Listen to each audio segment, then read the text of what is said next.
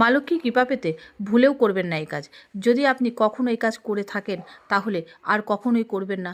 শুধরে নিন নিজেকে মা লক্ষ্মীর কৃপাদৃষ্টি পেতে। তো চলুন ভিডিওটি দেখবার আগে অবশ্যই চ্যানেলটিকে সাবস্ক্রাইব করুন, পাশে থাকা বন্ধুকে শেয়ার করুন, কমেন্ট করতে কিন্তু কেউ ভুলবেন না। সাদা গিরগিটি আপনার ঘরে কি কখনো এসেছে? আপনি তাকে তাড়িয়ে দিয়েছেন, মেরে ফেলেছেন, এমন কোনো ভুল কাজ করেননি তো? যদি করে ফেলে থাকেন আজকের পর থেকে আর কখনোই করবেন না, কারণ মা লক্ষ্মীর এটি সংকেত, শুভ সংকেত বলা যেতেই পারে। সাদা গিরগিটি ঘরে আসলে বলা হয় লক্ষ্মী দেবী কৃপাদৃষ্টি আপনার সংসারের উপর বজায় আছে বা আসতে চলেছে। যাকে আপনি বরণ করে নিন, মানে তাকে যদি দেখেন, মানে সাদা গিরগিটি, এই যে গিরগিটিটা দেখছেন এইরকম সাদা গিরগিটি যদি আপনার ঘরে দেখা যায়, তাকে সামান্য গোবিন্দভোগের চাল ছিটিয়ে দিন যেখান থেকে সে যাচ্ছে।